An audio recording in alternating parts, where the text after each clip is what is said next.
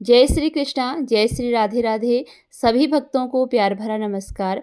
आज की वीडियो में हम जानेंगे कार्तिक मास की महिमा के बारे में। कार्तिक मास की कथा का पहला अध्याय और इसकी कथा का आज श्रवण करेंगे। हिंदू कैलेंडर में कार्तिक मास 8वां महीना होता है। इस महीने भगवान विष्णु योग निद्रा से जागते हैं। इस महीने भगवान विष्णु व भगवान श्री कृष्ण के पूजन का विधान है। यह महीना दामोदर माह के नाम से जाना जाता है। यह आध्यात्मिक ज्ञान और शुद्धि का महीना है।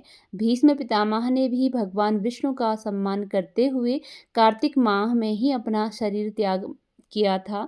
मान्यता है कि इस महीने भगवान विष्णु और भगवान श्री कृष्ण की पूजा करने से संकटों से मुक्ति मिलती है और सुख समृद्धि का आगमन होता है।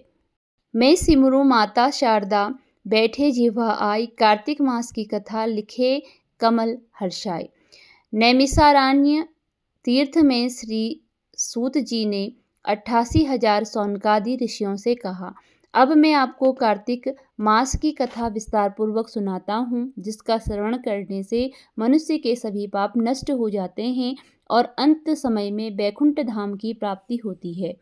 सूत जी ने कहा, श्री कृष्ण जी से अनुमति लेकर देवर्षि नारद के चले जाने के पश्चात सत्यभामा प्रसन्न होकर भगवान कृष्ण से बोली, हे प्रभु, मैं धन्य हुई, मेरा जन्म सफल हुआ। मुझ जैसी त्रैलोक्य सुंदरी के जन्मदाता भी धन्य हैं, जो आपकी 16,000 स्त्रियों के बीच में आपकी परम प्यारी पत्नी बनी। मैंने आपके साथ नारद जी को वह कल्प वृक्ष आदि पुरुष विधि पूर्वक दान में दिया, परंतु वही कल्प वृक्ष मेरे घर लहराया करता है। यह बात मृत्युलोक में किसी स्त्री को ज्ञात नहीं है। हे त्रिलोकीनाथ, मैं आपसे कुछ पूछने की इच्छुक हूँ। कृपा करके आप मुझे कार्तिक महात्म्य की कथा विस्तार पूर्वक सुनाइए, जिसको सुनकर मेरा हित हो और जिसके करने से कल्प पर्यंत भी आप मुझसे विमुख न हों।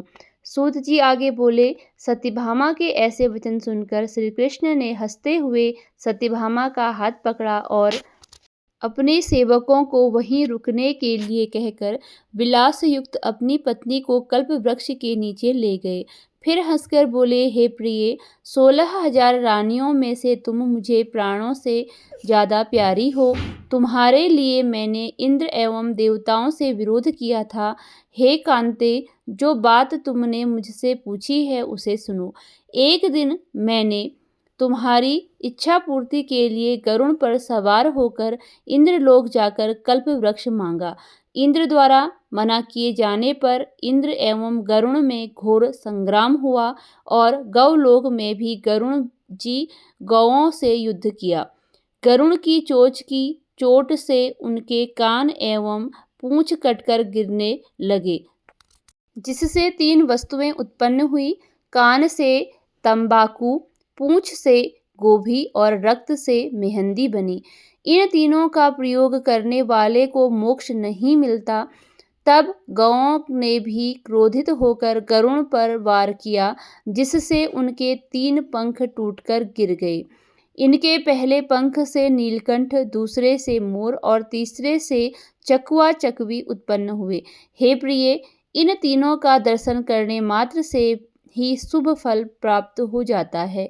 यह सुनकर सत्यभामा ने कहा, हे प्रभु, कृपया मुझे मेरे पूर्व जन्मों के विषय में बताइए कि मैंने पूर्व जन्म में कौन कौन से दान, व्रत व जप नहीं किए हैं।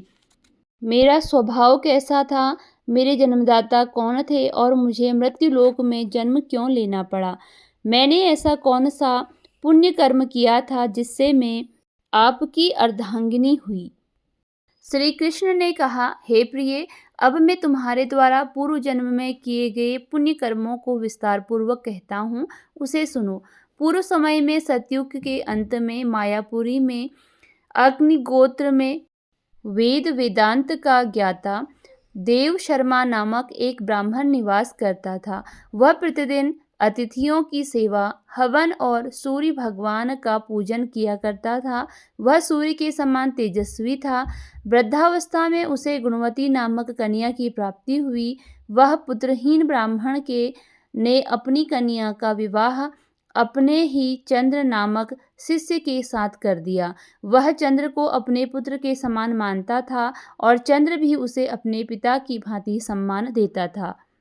एक दिन वे दोनों कुश व समिधा लेने के लिए जंगल में गए। जब वे हिमालय की तलहटी में भ्रमण कर रहे थे तब उन्हें एक राक्षस आता हुआ दिखाई दिया। उस राक्षस को देखकर भय के कारण उनके अंग शिथिल हो गए और वे वहां से भागने में भी असमर्थ हो गए। तब उस काल के समान राक्षस ने उन दोनों को मार डाला। चूंकि वे धर्मात्मा थे इसलिए मेरे पार्षद उन्हें मेरे बैकुंठ धाम में मेरे पास ले आए। उन दोनों द्वारा आजीवन सूर्य भगवान की पूजा किए जाने के कारण मैं दोनों पर अति प्रसन्न हुआ। हे प्रिय, शैव सूर्योपासक, गणेश के पूजक, वैष्णव और शक्ति के पूजक, जैसे वर्षा का पानी समुद्र में गिरता है उसी भांति ये सब अंत में मेरे से ही मिलते हैं अर्थात मेरे ही समीप आते हैं। अकेले मैं ही नाम और क्रिया के भेद से 5 रूपों में विभक्त हूँ। जैसे किसी का नाम देवदत्त है, वही देवदत्त किसी का बाप है, किसी का पुत्र है, किसी का भाई है और किसी का भतीजा है, लेकिन वास्तव में वह देवदत्त एक ही है। अस्तु, सूर्य के समान तेजस्वी वे दोनों मेरे बैकुंठ में आकर रहने लगे। विमान पर यात्रा करते थे, उनका मेरे समान रूप था और वे मेरे ही समीप रहते थे और उनके शरीर में सदैव दिव्य चंदन लगा रहता था। इसी के साथ यहाँ पर कार्तिक मास की कथा की प्रथम अध्याय का समापन होता है। अगली वीडियो में जानते हैं दूसरी कथा के बारे में। धन्यवाद।